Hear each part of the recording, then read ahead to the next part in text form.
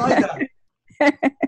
For all those people who are going to mourn the loss of business class after we come out of the next, beyond the COVID-19 days. It's the most comfortable airline chair I've ever sat in. Okay, we're just waiting for a few more people to come in before we get started.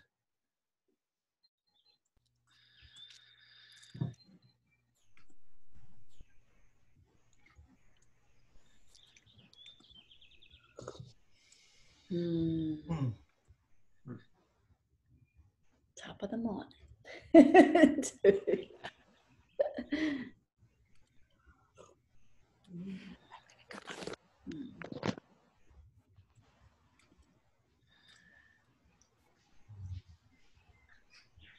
Actually, I was on the verge of sharing a little story.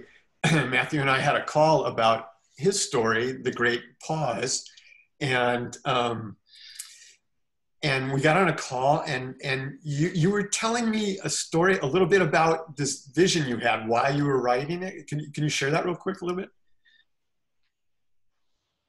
You're on mute. You're on mute there.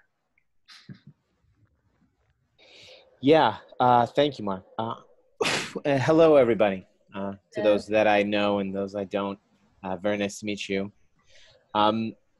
Yeah, you know, I just transitioned from a cramped little office space of mine where I've been writing, attempting to write about the work I do, and transitioned into this tiny little setup in my 700 square foot apartment. And my wife helped me kind of just refashion a corner of our bedroom. And as I was about to sit and begin kind of resuming my work, I just was struck with this really, just this striking image of just a ring of homes, like little like trailers and boats and tents and apartments, and just a ring, you know, basically a disc of humanity spinning around space. And I really was unsure of what this image was, and I just sat and began writing, and it was just this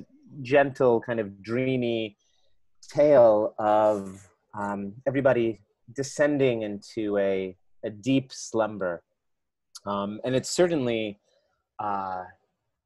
inspired heavily by the story that Charles tells. I believe it's called A Gathering of the Tribe, at the end of More Beautiful World, where everybody kind of signs on for this kind of prolific work needed on a distant planet. And so it certainly shares some DNA, I think, with that story. But yeah, it's just this image that came to me, and I'm quite aware of the fact that there is a true cacophony of, you know, vastly intelligent people offering their takes and their feelings on what's going on right now. And, you know, I'm hesitant to cloud the airwaves, but I figured this was a slightly more poetic and dreamy approach. But, you know, I am confident that it was a sincere expression, which for me as a writer is not always an easy thing. So, yeah. Great. Thank you, Matthew. And just to say welcome to everybody to More Beautiful World 24, the More Beautiful World Our Hearts Know Is Possible. This is week 3, and we're kind of playing with different formats and structures during the Now What 6 weeks. So today we're exploring the sense of place. So the theme for the session today is really about place. And we're doing a few things. One is we're going to be taken through a short ceremony from Grace and Duke in a moment. Then we're going to hear some music from Rose. Then we're going to be able to share our own stories of the more beautiful world and place and what that means.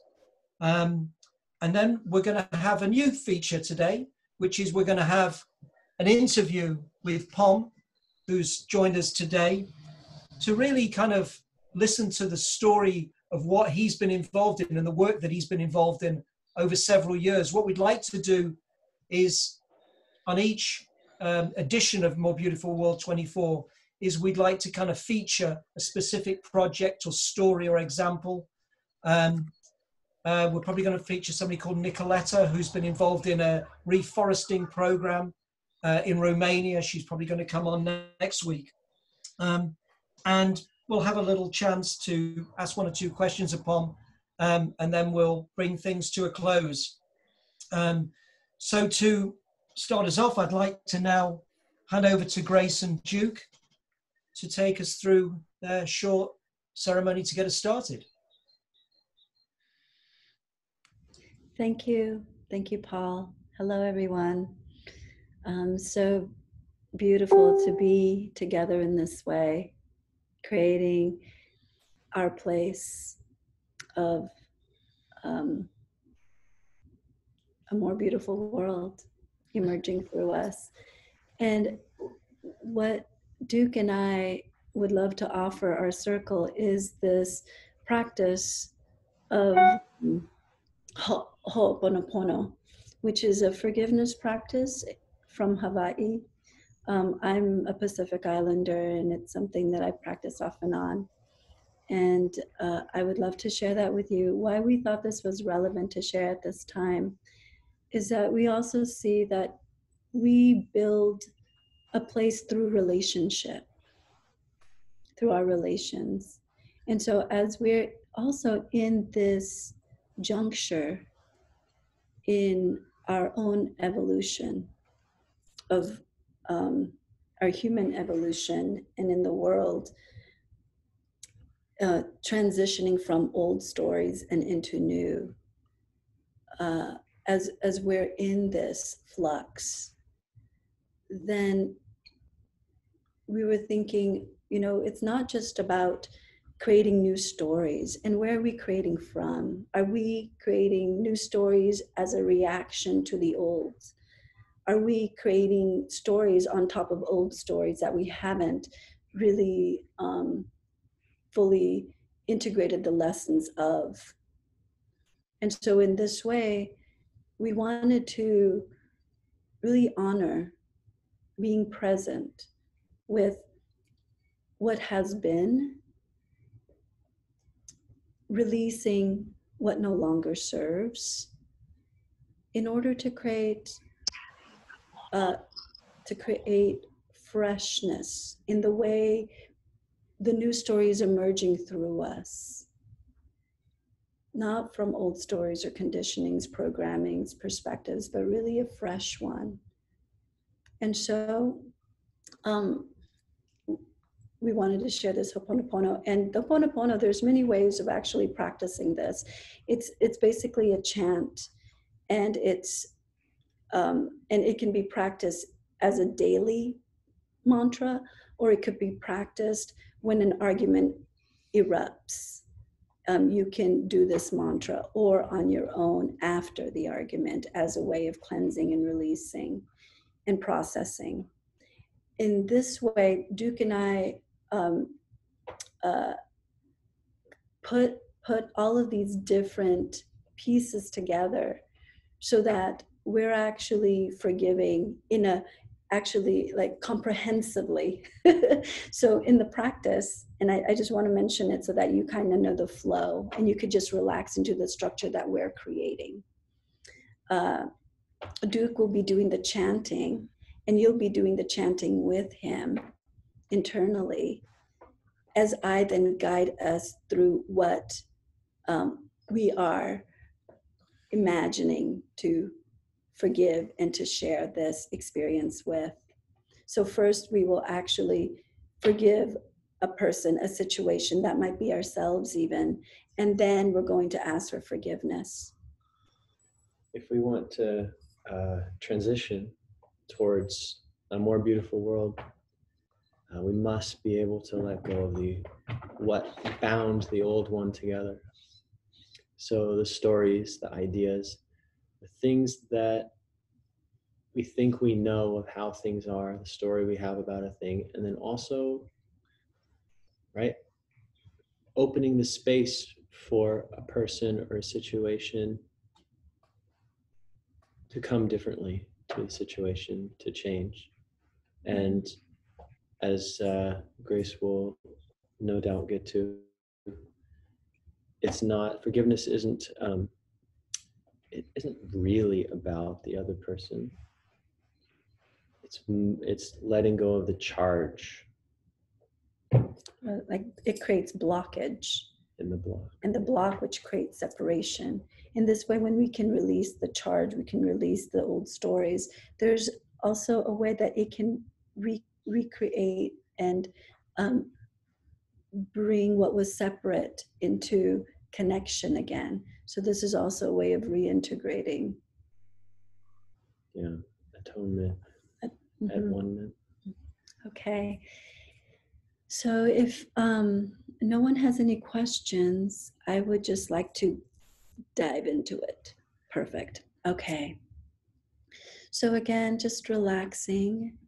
You may choose to close your eyes or have a gentle gaze.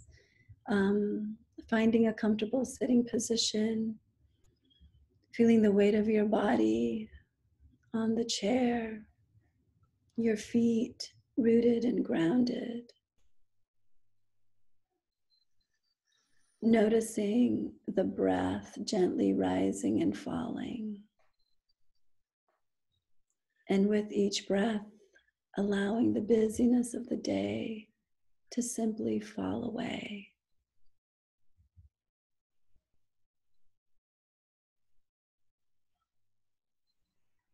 Inviting yourself to just be here as you are with our breath.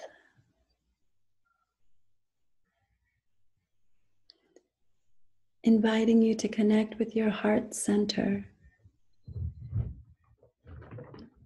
Think of a situation that you know in your heart that you're needing to let go of, to make peace with, to release, to forgive. It may be another person, a situation. Maybe it might even be yourself.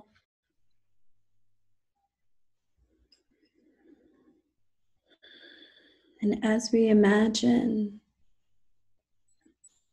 this situation or the other and the emotions that might be connected with it, we then chant. I'm sorry. Please forgive me. Thank you. I love you.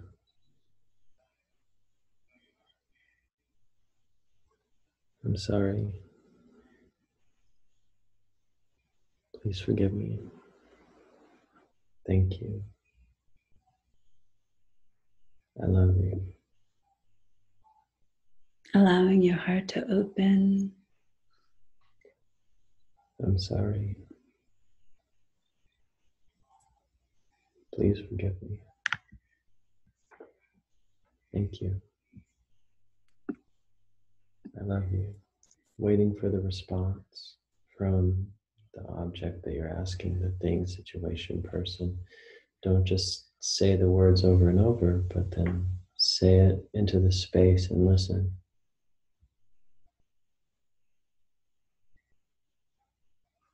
Feel the response, the connection there. That is I'm sorry. deepening, opening, reintegrating. Please forgive me. Thank you. I love you. And as we forgive and release the situation, forgiving the other, we also ask in turn to be forgiven. We ask for forgiveness for all of our thoughts, I'm sorry. intentions, deeds, action, Please forgive me. whether conscious or unconsciously done, and all the things we are not aware of that we may have harmed. We ask forgiveness from all of our relations, I love you. starting with Mama Gaia, Mama Earth. Please forgive us all the things I'm sorry. that we have done, and yet we know and we still do. Please forgive me. Please forgive us. We are sorry. Trees, Thank you. plants, rocks, minerals, elements, I love you. all of these kingdoms, seen and unseen, connected to and akin to Mama Earth, and beings that are here. Please forgive us. I'm sorry. Please forgive me. Thank you. I love you. And we then ask from the animal kingdom, the four-legged, the six-legged, those that have been harmed I'm sorry. from us and also from our collective, Please forgive me. for our unconscious ways, abuse, neglect, all the ways that we've harmed the animal kingdom. Thank you.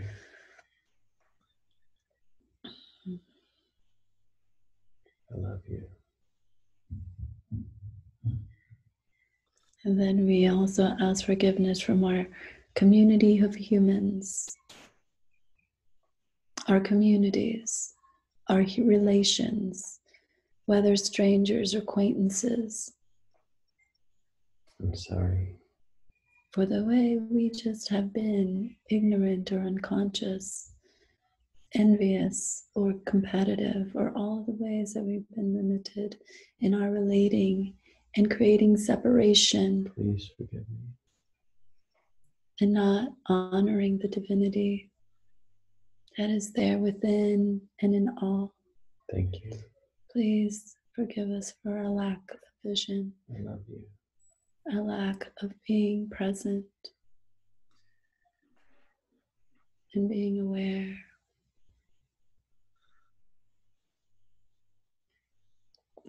And then we also ask forgiveness from our family and ancestors, our intimate partners, our lovers and loved ones, and those closest to us. I'm sorry.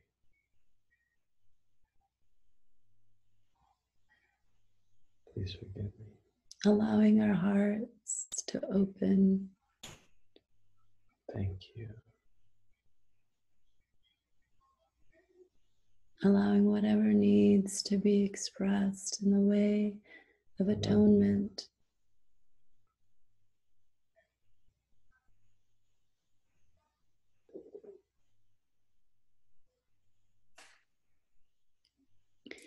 And then we ask forgiveness from the center of ourselves, the spirit within our soul, where we did not listen to the quiet and gentle voice within, I'm sorry. where we did not honor our truth or our gifts.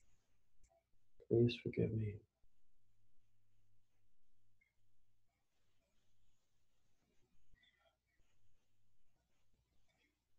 Thank you.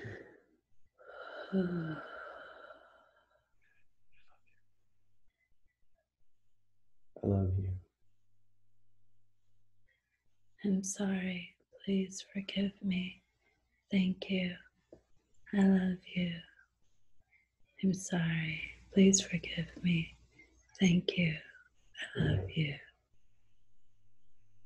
Sorry. Sorry. Please forgive Please me. forgive me. Thank you. I love you.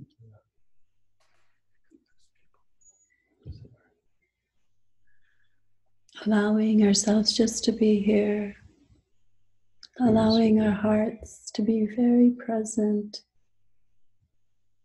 with what is arising, with just what is.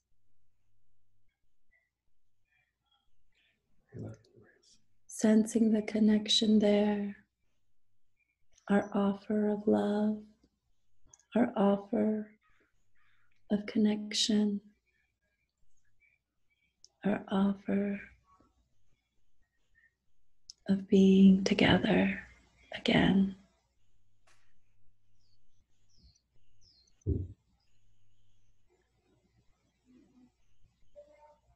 Laying aside the pride of separation for a moment, laying yourself down, letting go of what keeps you separate.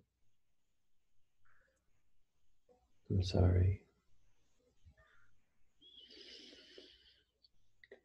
Please forgive me.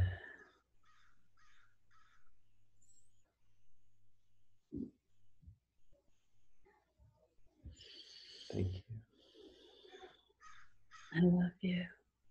I love you. I love you. I love you. And thank you for loving me, for living me into existence,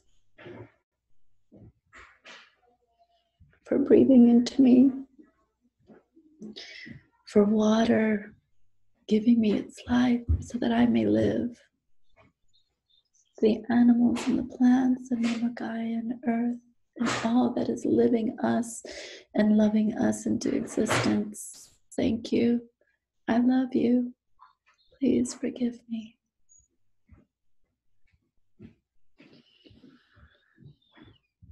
And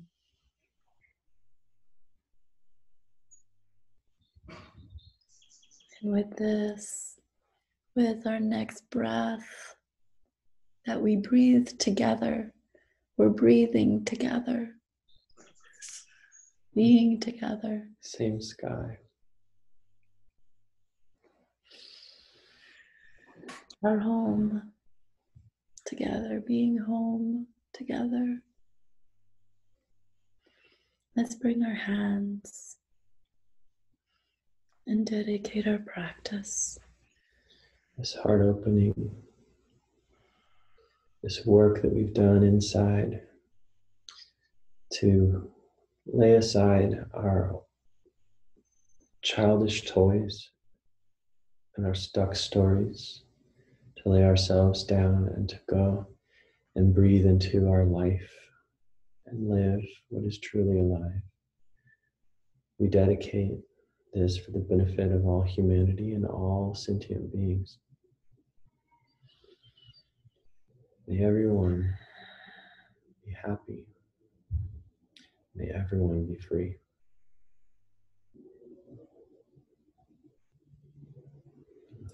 Namaste.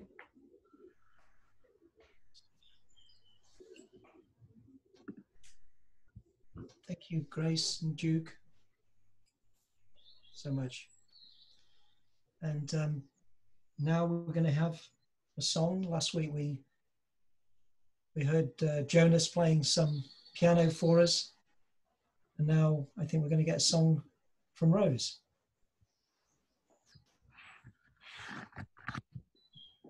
Wow. It was very powerful, thank you. Whilst we let that sit with us, before we get into the space of talking to one another again, I'll share this in song. When we came together before this session today to talk about what we wanted it to focus on, we thought of home and belonging and community. And for me, when I think about that, I always go to kind of Irish folk song with music, because it's something that I feel connected to and a sense of belonging in my heritage.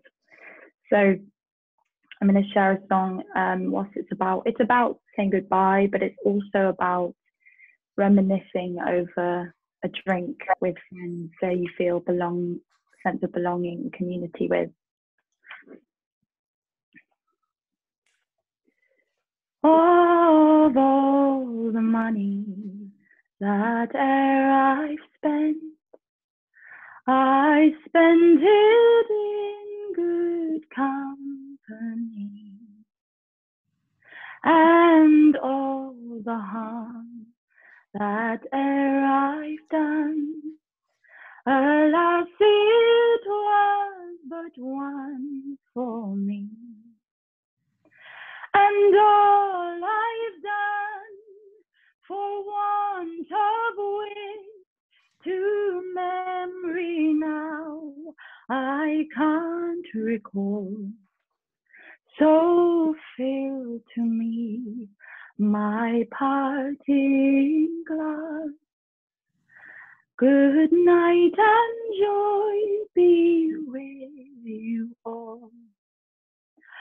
Oh, all the comrades that e'er I've had are sorry for my going away, and all the sweethearts that e'er I've had would wish me one more day to stay. But since it falls unto my lot that I should rise and you should not, I'll gently rise and I'll softly call. Good night and joy be with you all. Good night and joy be with you all. Thank you so much, Rose. That was beautiful. And it's beautiful to hear an Irish song. So as I was saying, today the theme for MBW 24 today is exploring the sense of place, and now we're each going to get an opportunity to share our own stories. When we first came up with the idea of a 24-hour live stream, we sort of thought of theming each of the hours into different topics like parenting, education, economics. And I suppose we're kind of picking up on that theme by now today, looking at whatever we mean, and whatever stories there are of the more beautiful world that come from the sense of place. So I think for me, I'll start off with my own story. Just comes into my mind around a sense of place. I live in a little village called Fulbrook, which is it's probably about 1,000 years old, and it's in the English countryside. And there's a walk I do at the moment twice a day, because I can't go out for the next 10 weeks. So I take this walk past a war memorial and then up past these cottages into, it's a kind of group of fields that are on a sort of, it rises up and then comes down. And it's really an expansive walk. And I've had some extraordinary experiences. And last night I was walking up there. It was probably about 7:30, and the light was really quite beautiful. And often I find myself stopping and just looking at the moss and the lichen and different kind of, it's almost like there's so much beauty up there that's right before my eyes. And some days I see it and other days I don't. And I was thinking to myself as I was walking up there yesterday, having a really just a kind of idyllic, quite ecstatic experience of being there. The gifts that I get from being there are just quite incredible. And, you know, there are certain trees that I try and kind of stop by. And if I do that, I can kind of sense the sort of innate intelligence in the nature around me. And as I turned the corner there last night, there's a few trees, and I've posted them up on Facebook, and they look like a kind of lung or a heart. I'm not sure whether it looks like a lung because we're hearing a lot about lungs lately. And in between, in the middle of it, was the sun coming through. It was like the sun pouring through this pair of lungs. And it's really beautiful. And for me, a sense of place is I feel very, very sort of present in this place. And I think for me, the more beautiful world will have a lot of place in it, a lot of local place, and each place will feel different and unique and at home. So that's my story. If there's anybody who'd like to go next, just put your hand up, or I'll just do what I did last week and just keep picking up. Shimmer it, yeah. I have no idea how this is going to flow out of me, but let's see where it goes. So as you were talking, Paul, and sharing your walk and what that means for you and how you kind of bring that space within you, what came to mind for me was my grandparents' garden. So my grandfather passed away a year and a half ago, but he loved his garden and especially loved the roses that bloom every spring. And it's the garden that they had for 60 plus years. So when I was a kid, it's where we played. It's where we played football with my grandparents, had parties, paddled in the pond. It's where we grew up as we got older. And there are a lot of fun memories in that garden. And when he passed away, I remember seeing his chair that he would sit in to sunbathe, just there, abandoned and empty. And the garden felt sad and dead because it was also the middle of winter. There weren't any flowers, there was nothing blooming. And then I remember last spring sitting there with my grandmother indoors and suddenly feeling a sense of peace. And the roses were blooming. I could feel him present and it felt alive. And one of the things that we've done for him is plant a rose bush with his ashes in another area. And it has that same sense infused in it.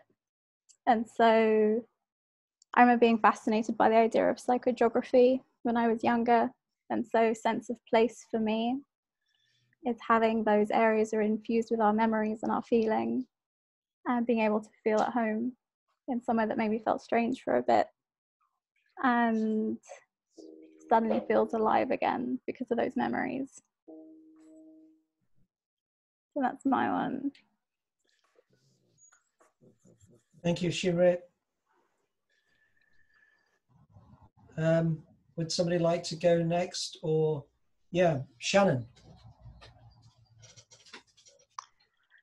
It's a joy to greet you all. Thank you for being here. And Shannon, just before you start, and I'm thinking It might be nice, could each person say where they are, what they're in, when they talk, so we can just locate. It's a pleasure to do so, Paul. Thank you. I'm in Kamloops, British Columbia, about 3 hours in from the coast, Vancouver. And what you were saying, Paul, about the trees, sparked a story from me. I've been going to the beach. The river is just, 3 minutes out the back door here, living with my mother in her seniors complex. And it's odd that I end up being here. I hadn't planned on being here. I'm a traveler, but Spirit figured this was the best place for me, and it is. The tree that I talk to is on the beach, and it has a tree that wraps around it in such a way that it feels like when I embrace the tree, I feel like I'm dancing with the tree. And it's an amazing experience to completely surrender my weight to the tree, and the tree holds me and hugs me.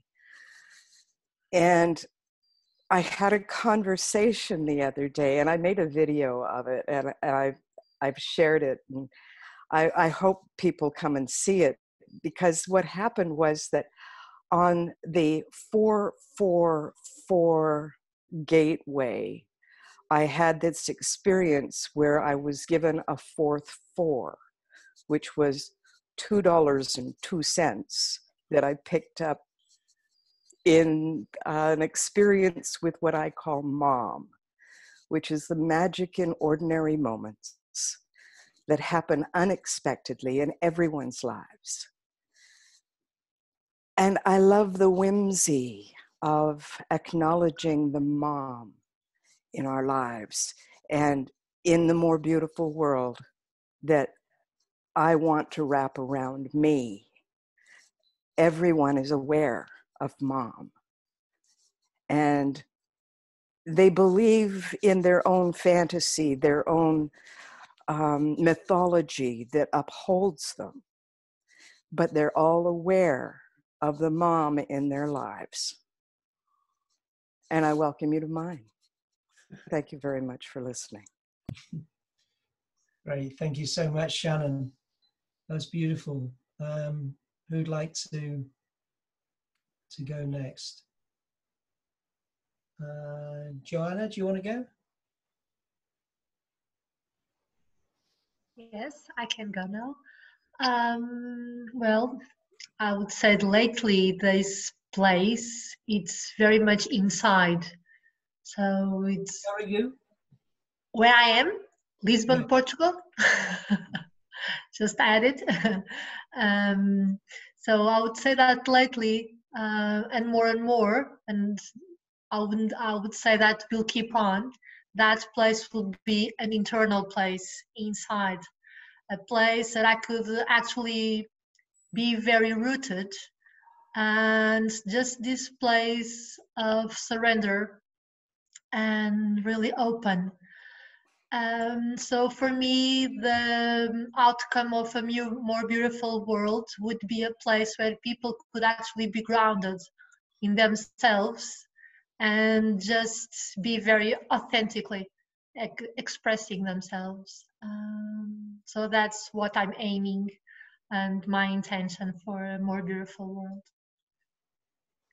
Great, thank you, Joanna. And just to say, one of the kind of core reason why we felt that More Beautiful World should be about stories and the importance of stories is that in the telling of the stories of the More Beautiful World, we're telling the stories to ourselves, and we're telling the stories to each other, and we're essentially encouraging that world to become more and more alive.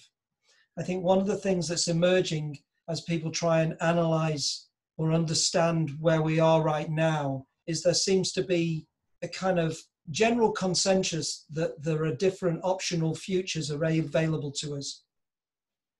And the question is arising is, which ones are we going to do? I mean, it was interesting today that the Spanish government appears to be starting universal basic income, and they're considering, I think, making it a persistent thing after the COVID-19. So this is the idea of paying people not to work. You know, not preventing you from working, but essentially we're just going to pay you for being alive, which is quite a different economic model. And I think, so we're telling these stories, which can seem quite small scale because there's just a few of us and we're telling them to each other, we're telling them to ourselves, but these things are being recorded and then curated by somebody else who's involved in the project, and you know, will get circulated. But each story encourages the More Beautiful World to come into fruition.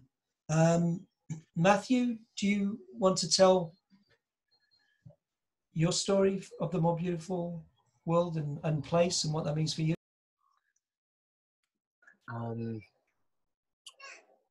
You're good.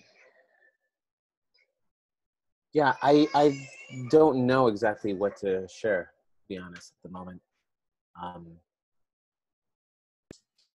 Yeah, so let me, maybe I can pass to somebody else right now. Sure. Okay.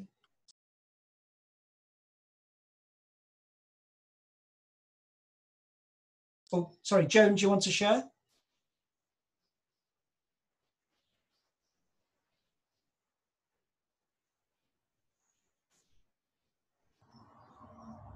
Hello. Can you hear? I'm in London, here with Rose, in another room. And, well, just, I don't really have a lot to say. I think the timing of this couldn't be more, what's the word, the right time, because, you know, we are going to have a different world, and if this can help to make it a more beautiful world, then yeah, how wonderful that you're here now, and going to help have a more wonderful, beautiful world when we come out of this where we are now. Thank you. Great. Thank you, Joan. Alice, do you want to share what the sense of place means to you in the more beautiful world? You'll have to come off mute.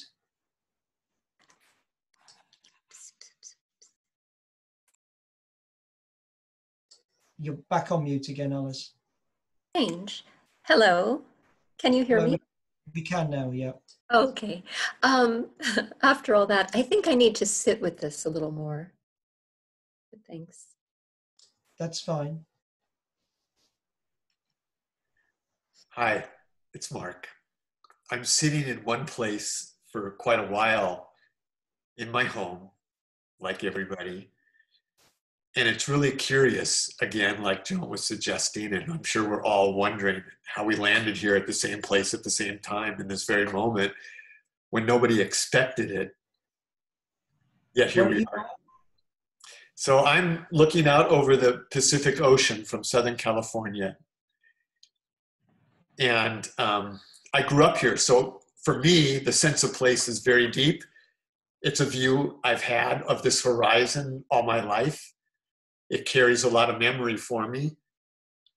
But at the same time, I feel, because I can sit here and look out this window at you all, that I'm here in this place that is quite expansive.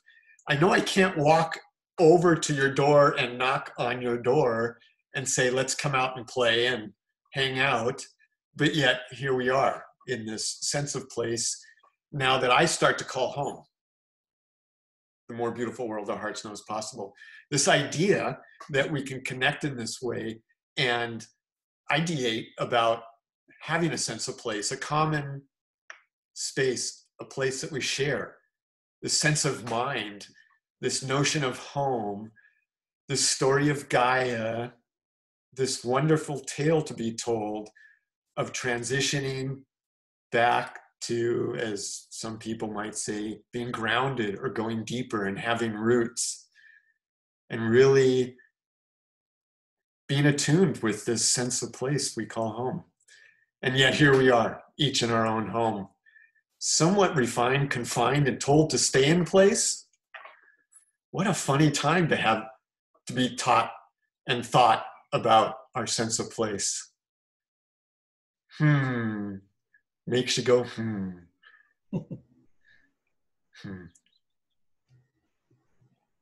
Great, thank you, Mark. And Katie, do you have something to share around place and what that means for you? Gosh, I don't know. I'm trying to locate it, but I think it's expansive, you know. It feels beyond our knowledge as humans. It feels it's everywhere, you know. And I just think that being able to be here and have this conversation is really like, I'm just really grateful for being here right now. So yeah. Thank you, everyone. Thank you, Katie. If nobody else is putting their hand up, is anybody else putting their hand up? No. Okay, Grace, I'm going to hand over to you to bring in our studio guest for today. Thank you for having me. Grace, you're on mute. Okay. Okay, there I am. Hello again, everyone. And today, as we were, we mentioned earlier, we wanted to highlight somebody in terms of their story, in terms of their journey, and more specifically in regards to place. And so we thought Palm, my friend, our friend, would be such a wonderful person to highlight that, to share that with us, as he has really dedicated his life to continuing and elevating the traditional Winnemintu ceremonies, and in creating a way for others actually to gather, to explore what it would look like to heal earth and sacred sites and Sawalmem restoration. And so I would love to, Palm, where are you? I'm right here. There you are. Let me try and find you. Oh, there you are. Okay, great. So this is Palm, and he grew up in the Winnemintu tribe and has been dancing since he was 4. And I thought you could share with us your journey. What has your journey been? And what is your sense of place in regards to creating this more beautiful world? And then after that, sharing a clip, which Mark will do after we talk a little bit here. Yeah, just along the same lines as everybody and the energy so far. I'm just grateful to be here in this space with everybody and sharing the practices with you all and learning from everybody here. I'm here to learn. Just really, I have a story. I'm a representative of my tribe at the same time, and I try to tell that story and the salmon story, and I try to tell the story of just song and dance and my people and what that means and how that creates a more beautiful world for us. It's the dances are reflections of the beautiful world, of the bird world and of the flower world and the grasses and all the trees and, you know, just all the natural elements that make up the real world and everything in between of natural law and creation is what we try to reflect and be a part of at all times, you know. And so I come from Mount Shasta. I'm born from the Winnemintu people, born out of Mount Shasta, sacred spring on the mountain right there. And we claim spiritual responsibility from that southern place of Mount Shasta all the way down through the McCloud River watershed in Northern California. And we are a 125-person band of Winnemintu people along that river system now. It's what's left of us anyways. There was 20,000 at one point in time. We are holding on to our ceremonies from that area of the world the best as we can and putting it out there to share with the rest of the world actually, and to communicate with people such as yourselves who are understanding of the light and light keepers and light workers, all the people who are part of the new world, the new beautiful world. Exactly what we're going for as well. And we have our ideas about how to achieve that for here. And we're happy to share with those with you. And Pom, could I just ask you a question? Yeah. So when your tribe was 20,000 in this piece of land in this area in Northern California, when was that, and what's your understanding of the ancestry and the story? You know, I'm trying to understand what was that like, and what are some of the things that have been passed down from that period? Well, that was pre-contact, and then you know, the history of it is not a nice one, and a lot of people were demolished basically, and then so, you know, so but we've been able to carry that on. For California people, it wasn't that long ago, and where my tribe is situated at, we're actually kind of protected by the canyonous river ravines that we lived in and fled to and hid in, and we're able to escape a lot of the, well, at a later time, the colonization process. So because of this, and because we were never federally recognized tribe by the federal U.S. government, we were able to maintain a certain sense of autonomy. And so some of the traditional leadership was still able to keep that within themselves to pass it on into the now. From my leader of my mother's tribe, which is the Winnemucca. I'm also part Paiute and other tribes, but I claim my mother's side as the ones that I grew up in and everything I know about. That's how I was raised, is Wintu. And in that side, there's what they call traditional doctors or shamans, as people are probably more popularly known by them. But they're that has been maintained, and so in this we've gotten to see that the world isn't what they say it is, or what we taught, that was taught to us in school.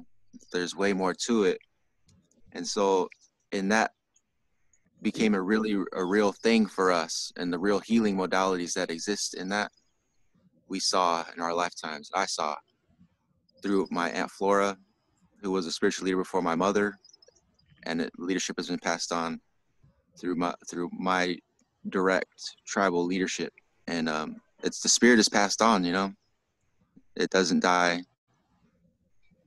in the aspect to themselves with their ancestry, to tap into the natural world. And how have you, Pom, seen your relationship with your tribe, and how have you tried to, if you like, bring the experience of that to kind of the wider world, if you like? Right. Well, we have what I'm learning in doing this work is that we have a certain understanding of ceremony that is specific to place, but it relates to other people who are ceremonial and healers wherever they're at in the world. And I've been able to tap in through this way, through some of the ancient songs that were passed down, and people being able to relate to them in a certain spiritual context, in a way in which it can speak to people that's outside of the English language, and more aimed at reaching the spiritual part of self and spiritual part of the world that we're part of, spiritual part of everything that's alive, tapping into that. And that's what I have been able to offer people in this own way through song, and then through dances. That's what I do. That's my tribal role, is that I'm a singer and a dancer, but dancer first, and then a regalia maker. And so I'm able to share these gifts as best that I understand them with people, as well as tell our story of how sacred sites really run the world in the form of volcanoes and the communications with the earthquake systems, and being aware and not to forget these things, these energies that really run the world. That's really what our ceremonies try to tap into. So I'm here to share that message. documentary Yeah. kind of trying to explain this. And it's called One Word Sawalmem, and we just released it. It's brand new. It's been out. We showed it about 6 times so far. And Grace has seen it, as well as Duke and a couple other people. There's been over 700 people so far that has watched this film, and we're trying to spread the word about salmon protections and just what Sawalmem means.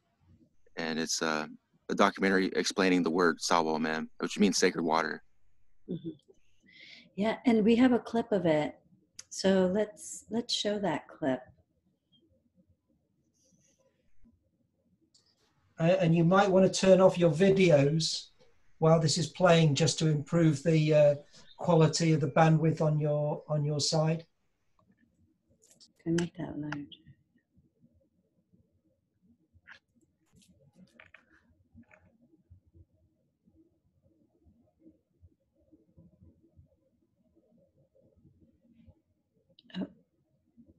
Oh, could we, Mark, no Mark, you're on mute. Mark, you're on mute. Oh.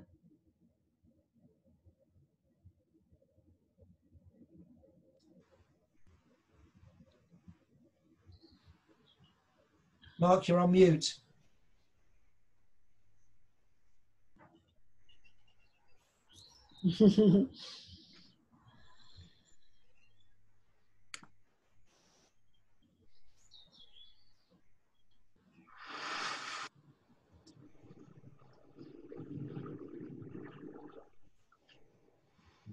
Lindonimen Sawalmem Kenename.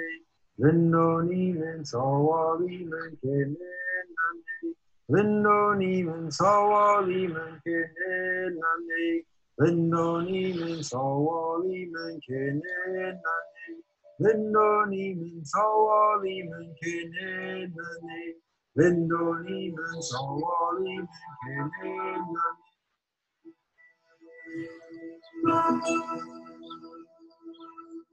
I was one of 4 California Native people. And I was probably like one of 20 Native American people at UC Berkeley. I was definitely the only Winterman went to, that's for sure.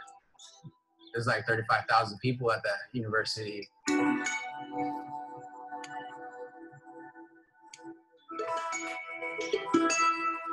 And so in many of my classes, there was nobody representing that worldview. Spirit doesn't exist in the academic realms for the most part. Nobody talks about spirit. Like it's taboo even to talk about spirit in school. So you have to learn how to validate spirituality without saying spirituality. I was the only one talking about the sacred. I was talking about my homelands and Mount Shasta. I was trying to remind people through academic language of how one relates to ecosystems and how to protect them, and why traditional ecological knowledge in the native worldview is important.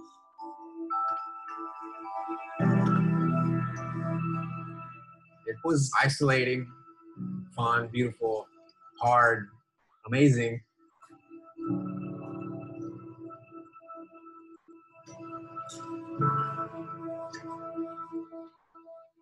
Sawalmem means sacred water.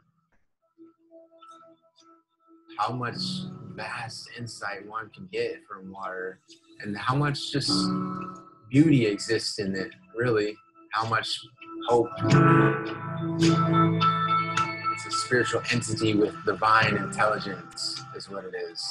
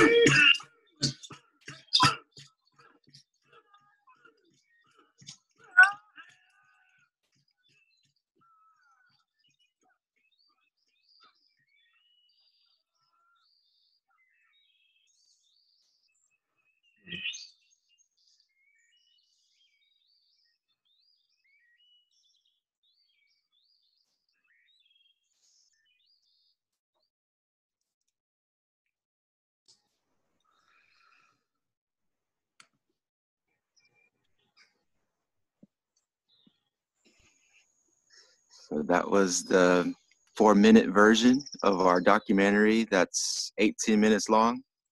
And it was kind of hard to see on there, but it was the gist of, I think you got the gist of what we were trying to say through the visual sample. And yeah, we would love to schedule this with everybody here if possible. If everybody's open, schedule the whole 18-minute version one day. If anybody's invited, we have screenings happening through our website. And everybody's invited to come. Beautiful. Oh. And just to say, this was a bit of an experiment for us to show a video on this for the first time. And I feel, Pom, we gave people a taste, but I don't think we probably did your film justice, but I think we gave it a go.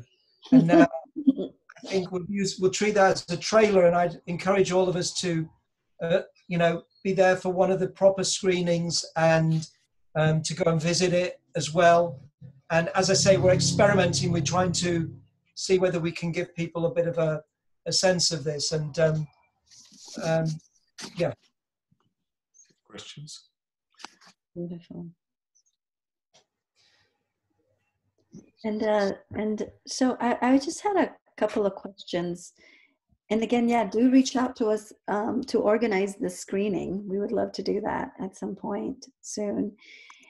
One of the questions that I'd like to ask is, you had mentioned earlier that the tribe that Sawalmem went to, it's their spiritual responsibility for that area there. And I was just curious, how would you define spiritual responsibility? It's something I feel like it's not new to us to actually look at that and to take care of. And is there, like, in this modern age and time, when we don't necessarily belong to a tribe, where we can also have that sense? What might, is there like maybe a simple ritual, a simple ceremony, a way for us to honor that in our lives? Yeah, right. It's, spiritual, it's the ceremony, just being a part of ceremony wherever you're at. I'd say just even the sun ceremonies, the moon ceremonies, and just in alignment with those energies is then tapping into the energies of the original people wherever you're at and naming them, and even making offerings like just tobacco even, or anything, just kind of some kind of offering, and then you can tap into that stream. And I feel like it would help you out. It would help you out just in that way. And if you wanted to sing songs like the song from earlier was like, that would have been perfect offering for any sacred site or our river for sure. And just anything that's in regards to this, like I would say it's okay now. Like this time it's changing now. I'd say like the star seeds are everywhere in every tribe and every parts of the world, and that's the new way we're trying to use, but into this new beautiful world. But where we come from, the spiritual protocol means we maintain the dances, and we dance and pray at sacred sites, and we try to interpret what the land is saying back to the people so it allows us to adjust to the world around us, and to always be aware of the energetics of what holds the meridian lines, you might say, of what holds the world together, and tapping into that and maintaining that responsibility to make it stay sacred as best as we can. Thank you. Beautiful. And I know we had talked about this before, that there's also this kind of sensitive area, and it's delicate, where some ceremonies are kept secret and within tribes, and then there are new ceremonies being formed and created for the new story, for the more beautiful world, that we could join in these ceremonies. And thank you for sharing the different ways that we can do that. And also curious if you did want to share a song. Yeah. Something that. Yeah, yeah, English always gets, lots of things always get lost in the English translation of things.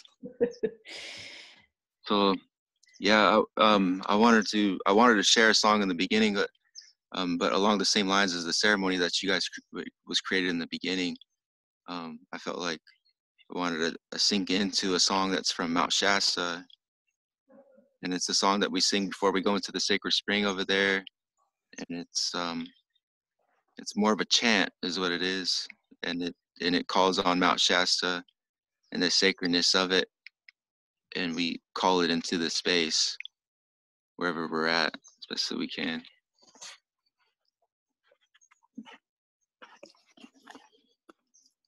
Boyong boyok nimen kene nane, boyong boyok nimen kene nane, so nimen kene nane, so nimen kene nane, boyong boyok nimen kene nane, boyong boyok nimen kene nane, so nimen kene nane, so nimen kene nane. Boyong boyok nimen kene nane, boyong boyok nimen kene nane, so nimen kene nane, so nimen kene nane, boyong boyok nimen kene nane, boyong boyok nimen kene nane, so nimen kene nane, so nimen kene nane. Boyong boyok nimen kene nane, boyong boyok nimen kene nane, so nimen kene nane, so nimen kene nane, boyong boyok nimen kene nane, boyong boyok nimen kene nane, so nimen kene nane, so nimen kene nane. Boyong boyok nimen kene nane.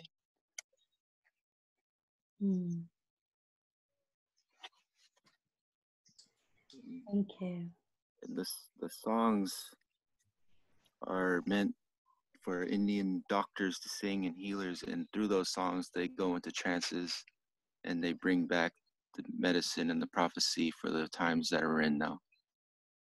Wow. Beautiful. Thank you. Thank you so much, Pom. And has anybody got any questions that you'd like to ask Pom, or anything you'd like to share with him that has come into your mind while you've been listening to his words? Yeah, Shannon.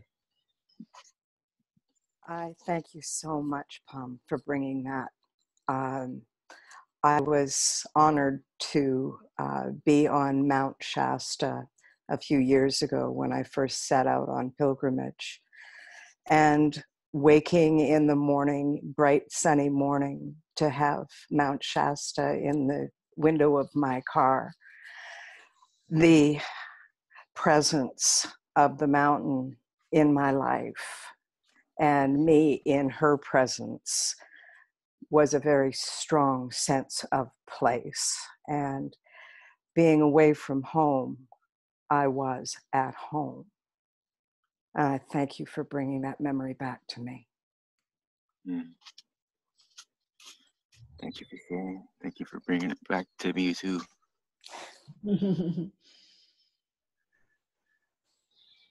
Anybody else have something you'd like to share or ask Pom? No. Okay, Katie, yeah. Hi, Pom. My question for you is,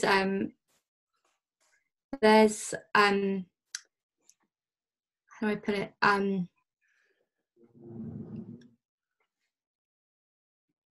It touches a place, that chant, and I'm wondering,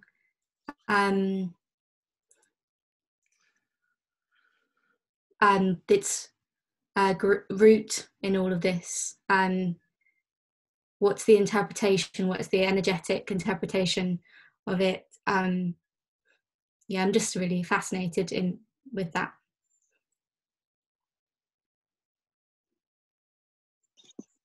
the song, the resonance. Mm-hmm. Yeah, it's hard to say, you know, but I think it just tries it's taps into the spirit of Mount Shasta, and Mount Shasta is where our creation stories come from, and in my understanding, it calls on the over and over again to Mount Shasta, and then it calls it like a Sawalmem and Kanhen. They are sacred doctoring words, and they're meant to they're not everyday spoken words, and they're of the higher frequency Indian language that only exists in the ceremonial context, ceremonial realm, spirit world realm, and it's directly attempting to cut through the 3D into the 5 through that song, through those sacred words, and it provides a safe space for people to go into trance through. This is really a doctoring song. I'm not a doctor, but I can help through my singing. I help sing for the doctor, and while they're in the trance, and it's designed for that reason, and it's a protection for when you're trying to gain insight into things, I think, and open yourself up like it's a. But then I don't know, it's hard to interpret. Then like it can go anywhere. Some of those songs, it can just take you somewhere. But that's the purpose of it though. And I don't know how it works. Those are the old Indians that heard it through spirit. Awesome, thank you. Thank you. And Lotus, I'm going to ask you to share something, because you keep smiling with such a big smile on your face, and I just want to hear what you want to say. Oh, that was so beautiful, and I could feel, Paul, myself going into trance as you were chanting. And I just yesterday went up to the mountains and bathed myself in the waterfall frequencies, and it is like that. It is like you raise your frequency in nature, and then you bring back the love and the healing for all your family. So it was just so beautiful. And thank you so much for sharing that. That's so sacred and close to your family and your heart and your tribe, and sharing your language of healing with us. It just brought me so much joy, and I could feel all that energy. And yeah, thank you.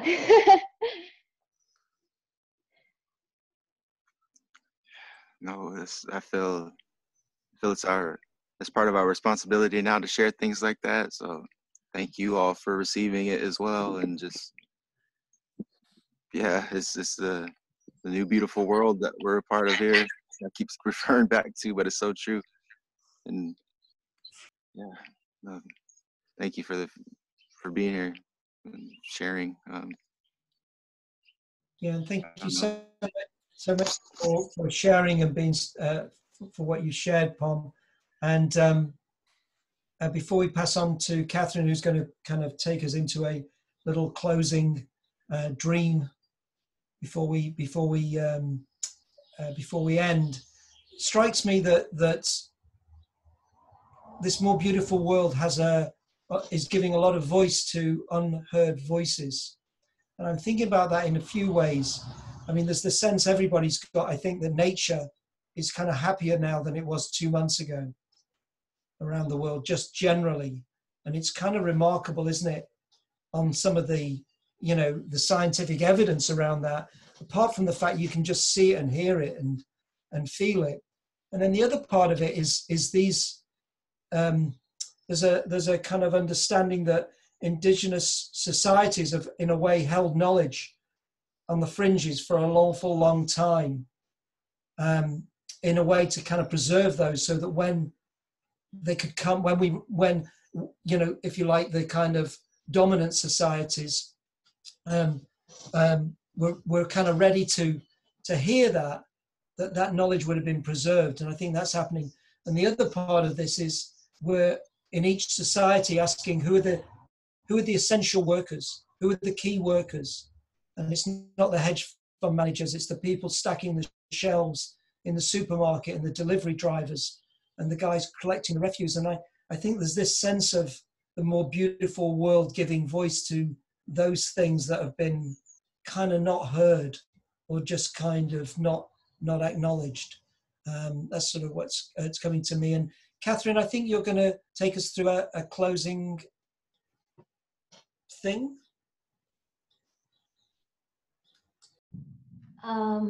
Yeah, I'm just going to plant a little seed, actually. I'm so moved and touched and grateful for everything that you've shared with us, Palm. I just want to say that. And in a way, building on it, I want to plant a little seed about technologies that are available to us that I view as spiritual or certainly unseen, and an opportunity for us to be in communication with that. When situations, historical, big situations like this happen in the world, a lot of times our subconscious or our soulful, more spiritual world is very active. And for the past 10 or 15 years of my life, I have deeply studied how that is communicated to us through our dreams. And I believe that people's dream realms are probably fairly active right now. And if not, there's a great opportunity to be in touch with that. So I just want to plant a little seed about an opportunity that we have. Each one of us, every night when we go to sleep, we dream. Whether we remember our dreams or we don't remember our dreams, they are happening, and they are happening in a world that's in between. And there is a lot of knowledge and healing and insight available to us from that realm if we approach it in a way that is humble and with honor. And so I'd like to just plant a little seed that we all have an opportunity to go to sleep tonight and incubate a dream.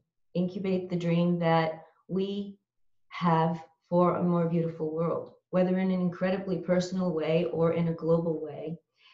I'm happy to, in the future, maybe talk more about this, but there are ways that we can fall asleep each night and ask for the dream realm to be in communication with us about our best evolution in this realm.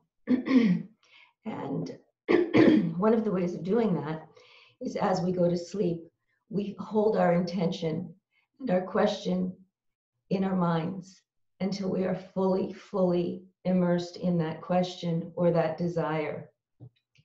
And having the understanding that the dream realm is a place that connects us all. It's the collective unconscious. So the images that we find in fairy tales and in religion and in stories and in mythology all over the world, all of those images come up from the dream realms. And the image that is specific to you is the image that you're going to get. So a dog in my dream will mean something very different than a dog in Palm's dream, for example, because what a dog means to me is completely different than what a dog means to Palm. So I encourage us to go to sleep with the intention of being in communication and receiving guidance from the dream realms, and to then entertain the images that we receive from the dream realm, not as a literal communication, because that is not the language of the collective unconscious that connects us all, but as a representation of, with regard to what that image means to us. And again, we can talk about this again in the future. There are so many techniques and technologies for understanding the way that that in-between realm is trying to communicate with us. But I just want to plant a little seed for all of us to begin to think about and to sleep on and to entertain and to leave space for what is happening in that realm. And in closing, I just really want to thank everybody for what you're bringing to this space, for the intention that you bring, for the stories that you bring that also are connecting all of us, for the spirit that you bring, and the sense of shared home that you're all bringing in and sharing with us. So thank you so much, and sweet dreams to all of you. Thank you. Thank you so much, Katherine. That was beautiful. And I think at the moment, in a certain level, we're kind of doing essential work. You know, in a little way, we're essential workers. Along with us, Jacinta Ardern, the New Zealand Prime Minister, describes the Easter Bunnies as being essential workers in New Zealand, which I liked. Mark, anything you want to say before we close, and any preview of next week? Yeah, well, so first of all, I just sit in such gratitude for each and every one of you for being present with us and for sharing every aspect of what came forth. And I'm very, very honored to be here with that. And I would like to offer that we have a few moments here to go around for that last breath together that we each have that we may want to share. So mine is, again, my sense of gratitude to each of you. And please take yourself off of mute. Help yourself to this journey. Thank you.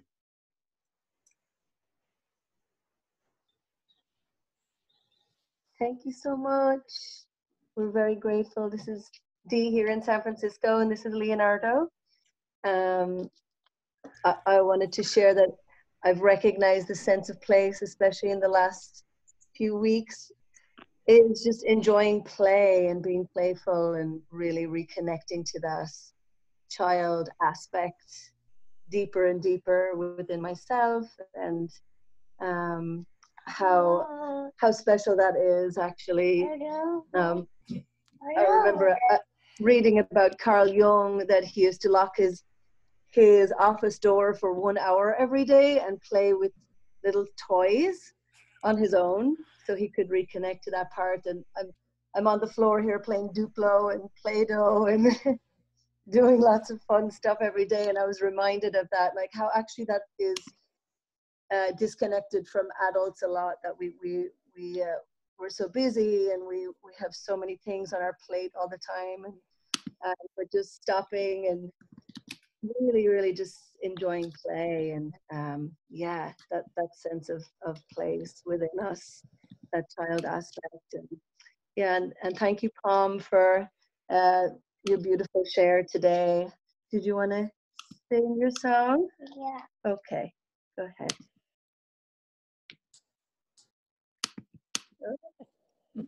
Sing it? No. Are you whispering it? Okay. He's been listening to Pom's song and he's been singing it multiple times a day. So he had asked to sing it, but that's fine. You're shy. It's fine. Oh, you're not shy? Okay. All right. Do you want one more try? Yeah. Okay, go. Go. There you go.